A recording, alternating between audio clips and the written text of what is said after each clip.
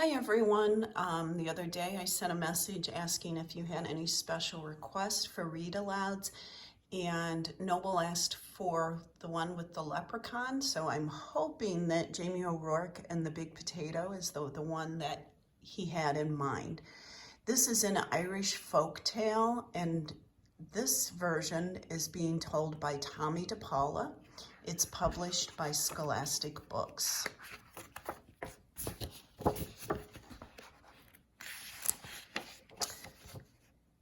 Jamie O'Rourke and the Big Potato. Jamie O'Rourke was the laziest man in all of Ireland. He would do anything to avoid working, especially if it had to do with growing potatoes. Jamie O'Rourke, his wife Eileen would say, "We'll have nothing to eat this winter if you don't go out and dig up the pratties." "Oh, the saints preserve us," Jamie would whine. "Me back's as sore as can be. Sure as I'm telling you, wife, you'll have to dig them up yourself. I'll break in two if I so much as get out of this bed." So Eileen, who had done all the planting and watering and weeding anyhow, would go out to the tiny garden and dig up the smallest potatoes in Ireland, all because Jamie was too lazy to dig a larger garden and had no money to buy good potato seed. Then poor Eileen wrenched her back and was laid up in bed. St. Bridget and the Virgin Mary herself must have smiled on Eileen O'Rourke, the village women said. Why, it's the first rest she's had since she married Jamie O'Rourke. With Eileen in bed, Jamie began to worry. No Eileen to dig meant no pratties all winter, and no pratties meant no food. "Oh, poor me," wailed Jamie. "I'll starve to death. I'd best go to church and confess to Father O'Malley. There's no telling how soon old Death'll be knocking on me door." So even though it was midnight, Jamie set out for the church.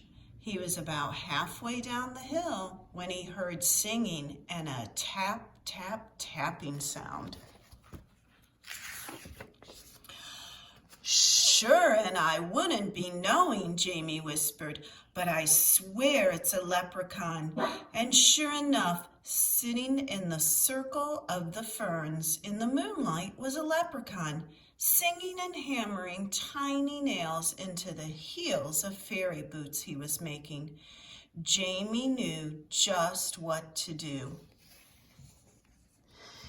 He crept up and grabbed the little man by his coattails and held firm. "Let me go, let me go," the leprechaun shouted. "Not on your life," Jamie said. "Not until you show me where you keep your pot of gold."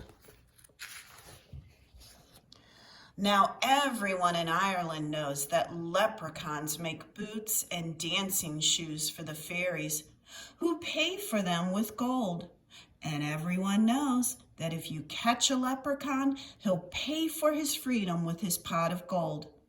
But this leprechaun was cleverer than most. "Oh, please, Mr. Mortal Man," he pleaded. "I'm just starting out making fairy boots, and I only have 1 or 2 pieces of gold in my pot. Won't you take a wish instead?" "Why, what would I wish for?" Jamie asked. "Me who's about to die of starvation because my wife is stuck in bed and can't dig the pratties for the winter. And they're such puny pratties anyhow." "Well," said the leprechaun, reaching into his pocket, "you could wish for the biggest pratty in the world. It would last all winter, and you wouldn't have to do anything more than plant this seed, water it, and wait." That sounded wonderful to Jamie. "Done!" he shouted. And as the leprechaun dropped the seed into Jamie's hand, Jamie let go of his coattails and off that leprechaun scampered. When Eileen heard what he had done, she was furious. Jamie O'Rourke, you're not only the laziest man in Ireland, but a fool as well, giving up a pot of gold for a pratty seed. Well, I'm going to plant this seed and water it. You'll see, Jamie said, and out he went. And faith, Eileen did see. In no time at all, the biggest, finest potato plant had sprouted out of the ground, followed by the potato itself. It was so big, it pushed up not only all the dirt in the garden, but the garden shed and the corner of the cottage as well. Well, surely now it's ready to dig, Jamie said proudly. He hoed all around it, but he couldn't dig that pratty out of the ground. He got a beam and a big rock and tried to pry it out. He pushed and he pushed, but it wouldn't budge. As he was pondering what to do, his neighbor passed by on his way to the village. He couldn't believe his eyes. He couldn't wait to tell everyone in the village what he had seen. And before you knew it, the hill up to Jamie's was filled with villagers coming to see the big potato.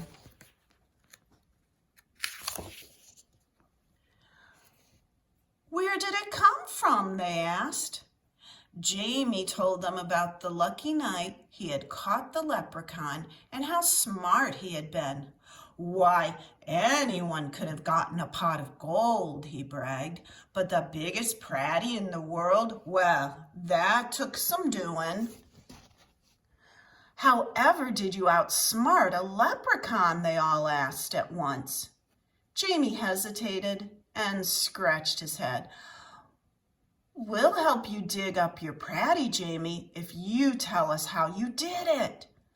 And they grabbed their shovels and hoes and started to dig. They dug and they dug and they pushed and they shoved until the potato flew up out of its hole. It rolled down the hill faster and faster until it reached the bottom, where it bounced up high and came to a stop, wedged between the stone walls on either side of the road. What to do now? That pratty is so big, no one, no cart, nothing can get by it, the constable complained to Father O'Malley. How is a body to get in or out of our village? What shall we do? The villagers wailed. Then they all looked at Jamie and said, It's your pratty. You'll have to move it out of our way. Well, Eileen spoke up, there's more than enough pratty for everyone. Why don't you all take some? So the villagers sawed and chopped and carted off huge pieces of potato, while Jamie sat on the stone wall and watched.